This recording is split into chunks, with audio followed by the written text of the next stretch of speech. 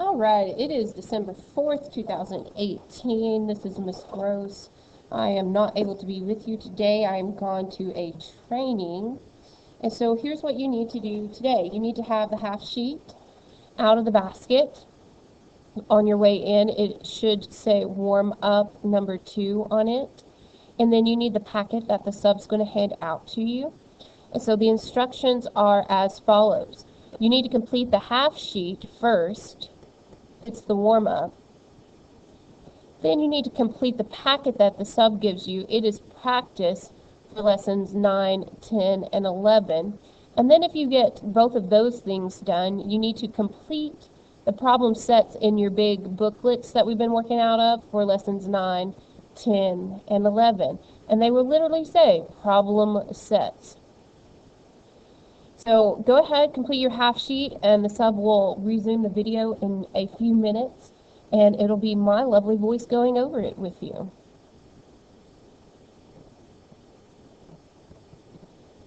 So let's go ahead and look at the half sheet. If we are solving this inequality, obviously this is a closed dot because it has an equal sign underneath. Well, that doesn't help because all the answer choices are closed dots. So that means I'm actually going to have to solve this out.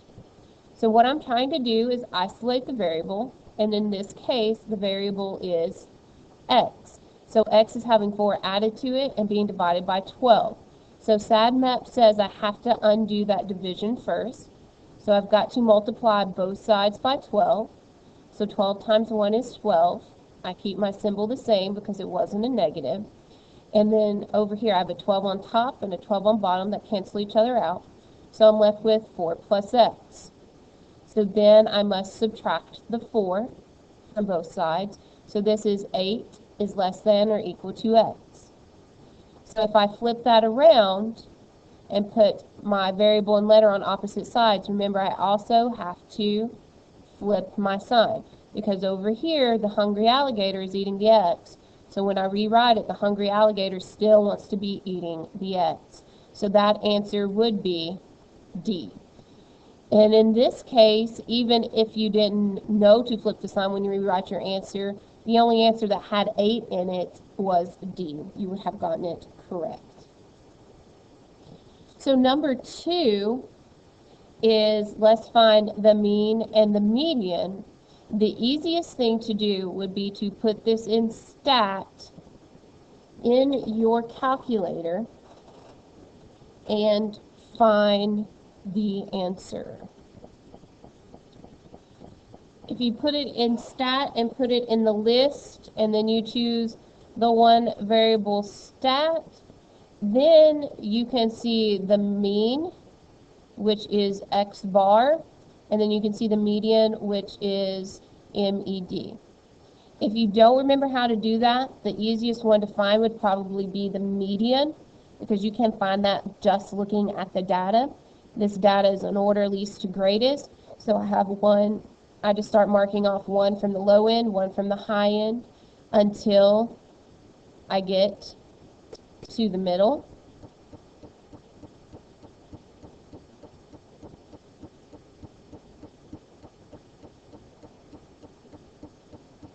And so the one in the middle happens to be this dot right here on 60.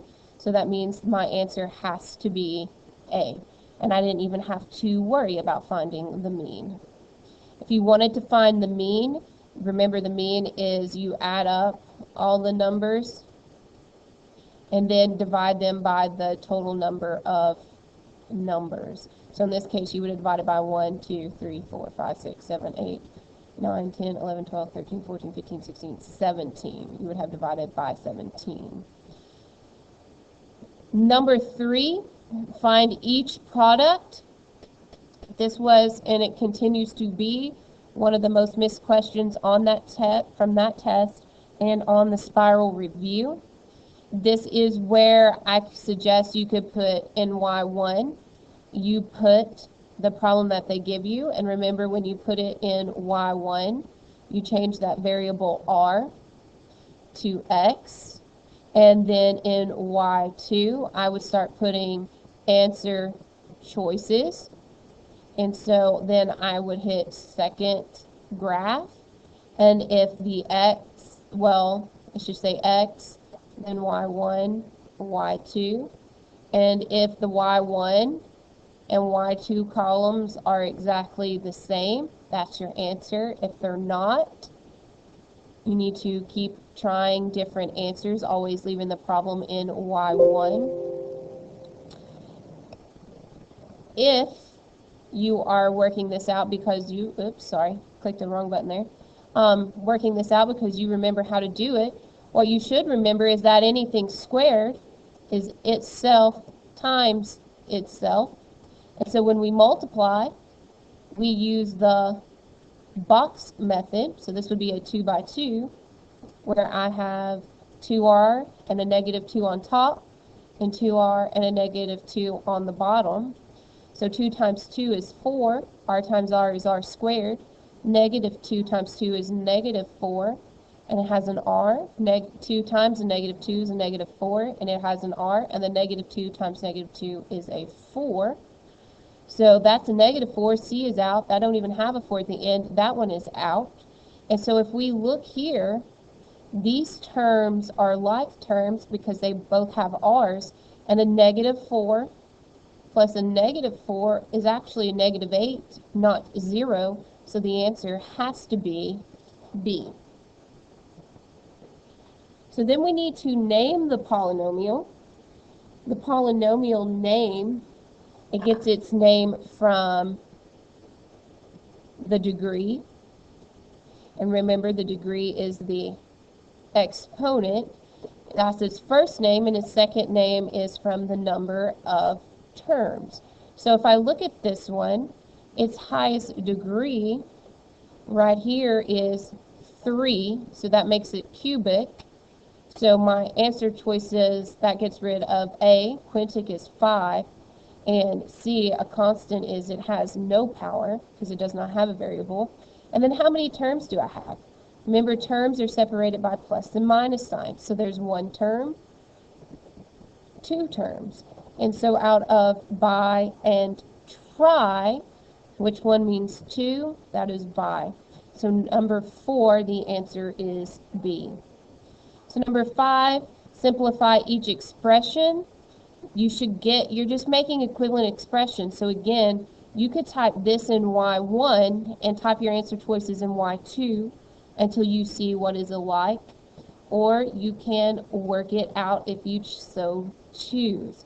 So the first thing I have to do is distribute this 4, because 4 in front of a set of parentheses, that means I multiply, and I multiply it to everything inside the parentheses. So this is 9 plus 4 times x is 4x, and 4 times negative 10 is negative 40. Then I have to combine like terms, so I have to put 9 and negative 40 together because they're both numbers. So I end up with 4x, and 9 minus 40 is negative 31. So that answer is A. So now you're going to get practice on lesson 9, 10, and 11 in the packet that the sub hands you, and here are some notes and reminders about the different types of frequencies. So you have joint frequencies. When it asks you for a joint frequency, that is just a count that combines 2 categories. So I'm going to pause the video. Give me a second and I will get you a two-way table to look at. Alright, so here's just a simple blank two-way frequency tables. It's comparing the categories of male and female. So one category is gender. The other category is the preferred pet, dog versus cat.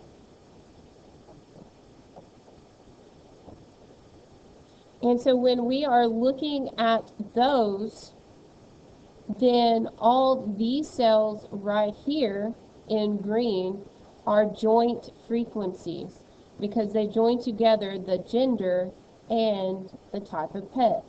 Again, so this joins together male and if they prefer a dog. This one joins together female and if they prefer cats.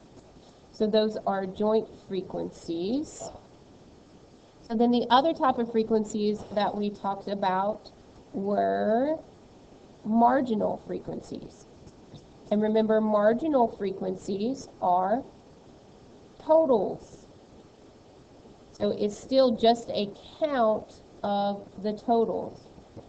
So if we're looking at this table, then this row of totals are marginal frequencies, and this column of totals are your marginal frequencies.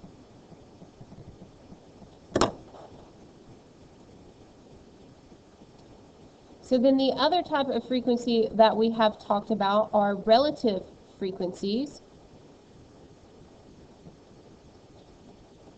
So relative frequency is when you take a joint or a marginal and you are dividing it by the total.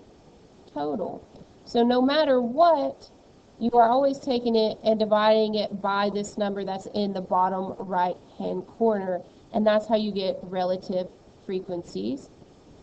Then the last type of frequency that we talked about are conditional frequencies, and that's where we take a joint frequency and divide it by a marginal frequency.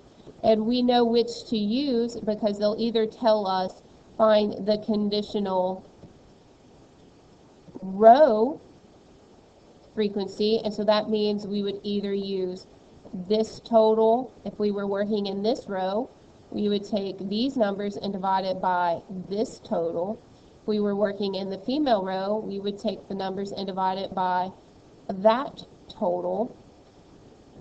Or they can say conditional column, and so that's where you would use the marginal frequencies on the bottom instead of the ones on the side. So those are the type of frequencies that you need to know. So now you're going to have time to practice all this. On that sheet are just random questions from lesson 9, 10, and 11. I will say that some of those exact questions in this packet will end up on your final, so it would be of great benefit to you to complete this packet. And also remember that work left to do with a sub is always a grade, and depending on our behavior can turn into a summative or a formative. And so with that said, it is totally up to the substitute whether you are allowed to listen to music or not. If you abuse the privilege, remember we lost it earlier in the year, and so if one class abuses the privilege to listen to music, then all classes will lose the ability to listen to music even when I am back in the classroom. So behave yourselves, work hard. If you have questions, your best resource right now would be maybe to ask someone beside you. And yes, you should be sitting in your assigned seating. That will keep you from getting in as much trouble. So no, you're not allowed to get up and go work with someone across the room. If you need help, ask the people around you. So the sub is going to pause the video, and then later, if there are questions that everyone had a question on, I will have worked out at least the first 20. So let's pause the video, give you time to work and get through it. You will turn this packet in on your way out the door. So get to work.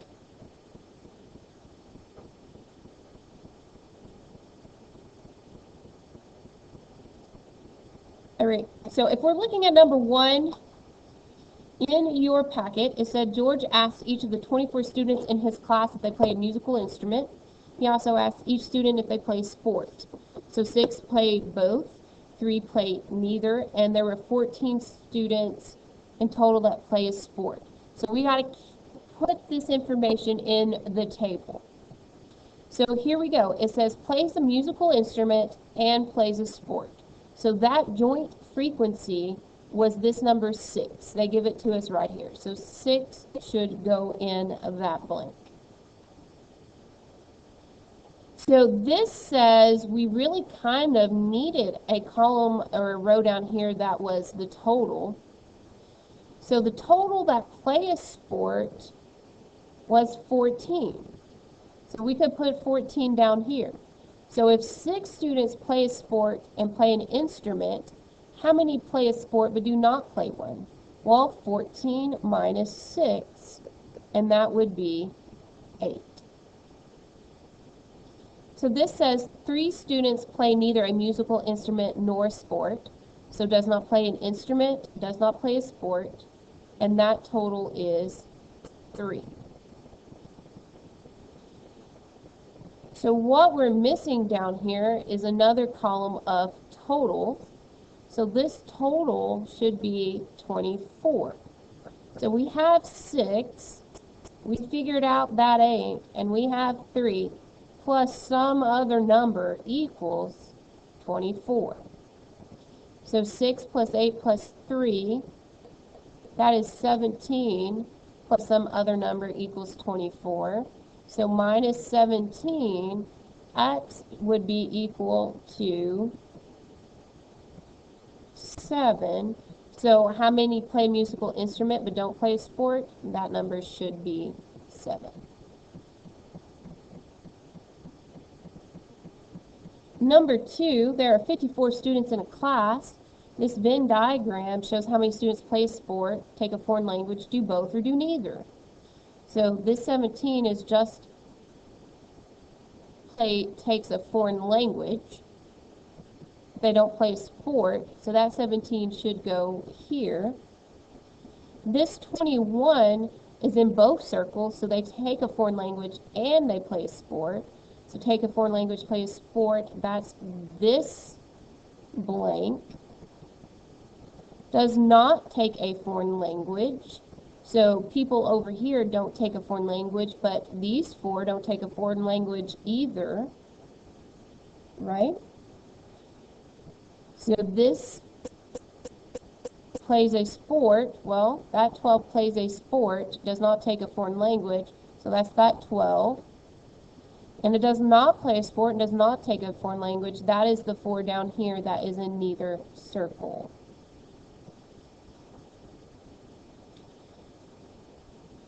Number 3, Amanda knows the following information about a group of 13 professional golfers. 9 golfers have both practiced for at least 10,000 hours and won a major. 10 golfers have practiced at least 10,000 hours, and then 10 golfers in total have won a major. So let's complete this frequency table. So again, kind of what is missing is some totals that we might need here in a minute to help us figure out. So have won a major and have practiced 10,000 hours. Well, that was this first sentence. 9 golfers practiced 10,000 hours and won a major. So 9 goes in that blank. 10 golfers have practiced for at least 10,000 hours. So this total down here is 10. So if 9 practiced and won a major, and 10 total have practiced, that means 1 has practiced 10,000 hours and not won a major. And then 10 golfers in total have won a major. So this number is 10. So 9 plus this one must give me 10. So 1 has not practiced 10,000 hours and won a major. And then in total, the total is 13. So 10 plus this would be 3 is 13. So 3 minus 1, this should be 2.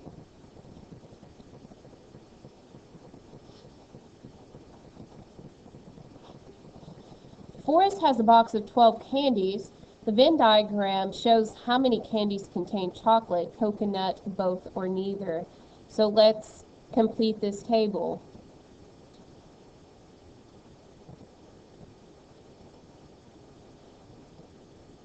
How many contain coconut and contain chocolate? Well, the blue circle is chocolate, the red circle is coconut, so this number in the middle has both chocolate and coconut, so that's a 3. Contain coconut, but do not contain chocolate, so that has to be this one over here that's in the coconut circle, but not in the chocolate circle. And then do not contain coconut, but contains chocolate. So that's this 6 that's just over here in the blue chocolate circle by itself. And how many contain neither chocolate nor coconut? Well, it's this 2 down here that's in the box, but not in the circles. Anuma, however you want to say her name, knows the following information about a set of 20 numbers. 9 numbers are multiples of 3, but not multiples of 4. 10 numbers in total are multiples of 3. 10 numbers in total are a multiple of 4. So, here we go. Again, we're going to have to draw in our total column and row. They did not do it for us. So we know 10 numbers in total are a multiple of 3. So we know that totals 10. We know there's 20 numbers total in the whole set. 10 numbers in total are a multiple of 4. So 9 numbers are a multiple of 3, but not of 4. So multiple of 3, not of 4. So it leaves me 9. So what plus 9 gives me 10? Well, that's 1. So 1 plus what gives me that 10? Well, that's 9. And so now I have 9 plus 9 plus 1 plus some other number equals 20. So that's 19 plus x equals 20. So x has to be equal to 1. So that means there's one number here.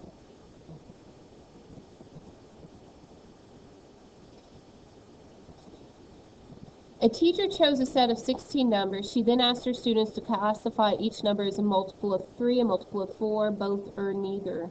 This class made this Venn diagram. So here we go. Multiple of 3 and a multiple of 4. That's both circles, so that would be 4. Multiple of 4, so that's just the red circle, 2. Multiple of 3, but not of 4, that's the blue circle, 5. And neither, that's 5. Well, that's not in either circle. Nina knows the following information about her box of chocolates. Again, we're going to have to do the totals. So here we go. In our box we're 18, so the total is 18. 10 candies contain both chocolate and caramel. Well, that's easy. 10 goes there. 3 candies contain neither chocolate nor caramel, so no chocolate, no caramel, so that goes there. 12 candies in total contain chocolate. So contain chocolate, that total is 12. So 10 plus what gives me 12, so that number is 2. So 10 plus 2 plus 3 plus some number equals 18, because these 4 numbers should equal your total. And so that is 15 plus x equals 18. So x is equal to 3. So 3 candies contain caramel but do not contain chocolate.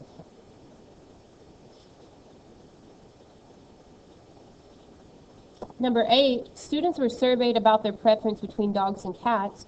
The following two-way table displayed this. How many students in the sample were female? So here is our females in this column, so all we have to do is add them up. 20 plus 26 plus 6. And that total should be 52. Number 9. Researchers surveyed recent graduates of 2 different universities about their income. The following two-way table displays it. So how many graduates in the sample had an income of $40,000 and over? So that is this row of $40,000 and over. It didn't matter if they went to University A or University B. Just mattered how much they made. And so that is 35 from University A and 37 from University B. So we add those together, and that's a total of 72 graduates make $40,000 and over. This question is, how many students in the survey responded that they use Facebook? Here's the column, use Facebook. So we need a total, 78 plus 70. So that should be 148. That was the only condition they put upon it, is how many use Facebook. So that is actually a marginal frequency. They are asking you to find a marginal frequency. Number 11, approximately what percent of students in the 18 to 22 age group use Facebook?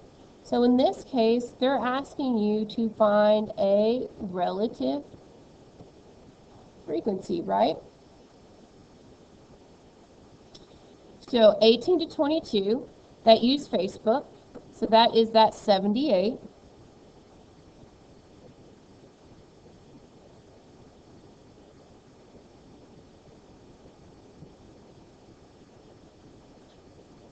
Oh, well, I guess they're not. Hold on, back up.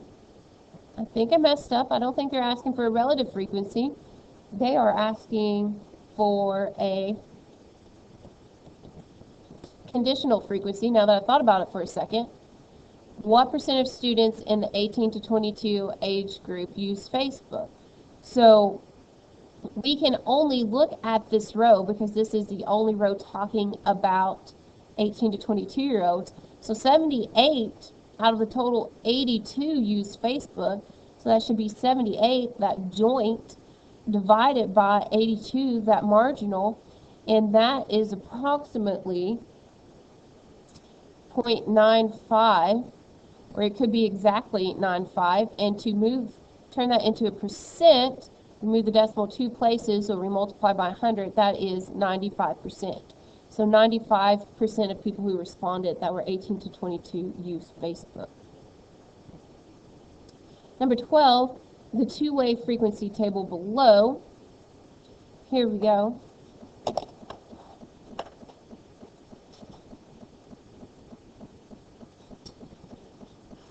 So let's try to figure it out. They want the relative frequencies. So we need to know that relative is joint or marginal divided by the total.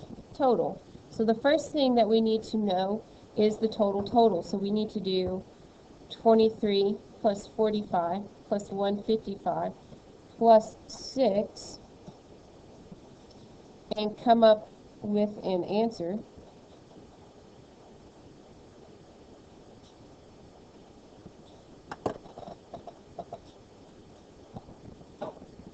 Okay, back up. I was wrong there. They want the column relative frequencies, so what they're actually asking for are conditional frequencies based on the column. So conditional column frequencies. So that is where we need to take the joint and divide it by the marginal. So in this case,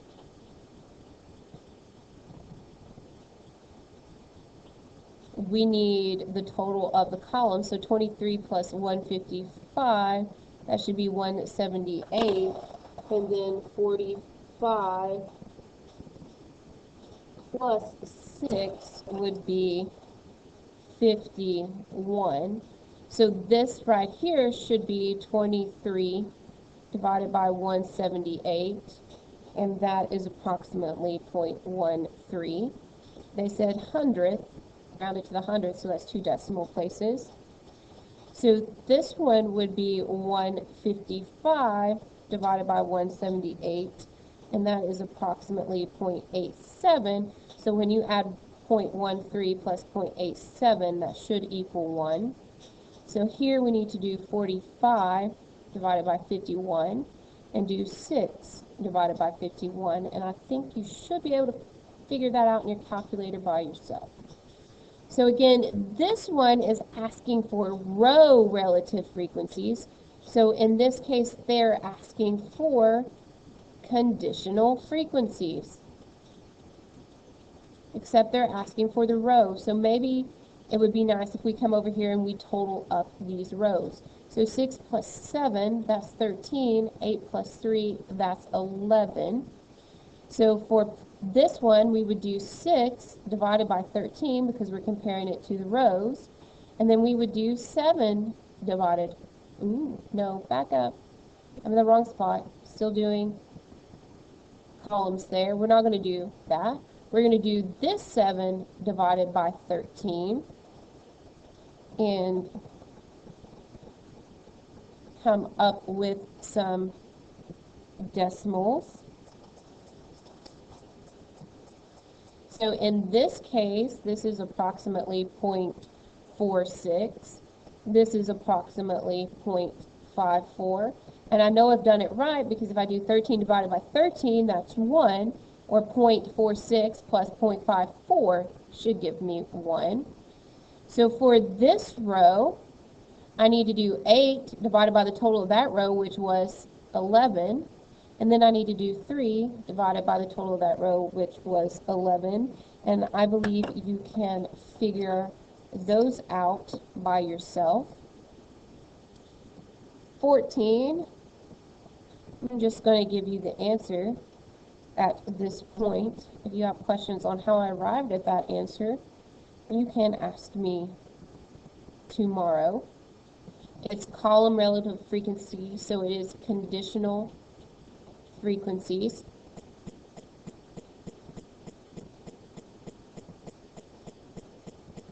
Number 15, row relative frequencies. That's another way of saying conditional frequencies. So we need to get the total over here, and that would be 19, and that would be, no, that's not 21. What am I thinking? 16 plus 7, that's 23.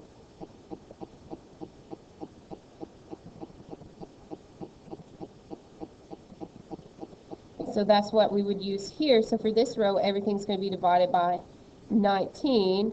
And then for the bottom row, everything's going to be divided by 23. 16. What percent of students in the sample prefer cats? This is how many prefer cats. It's out of 100, so I don't even need to divide it. Since it's out of 100, it's just a straight 36%. Number 17 should be 25%.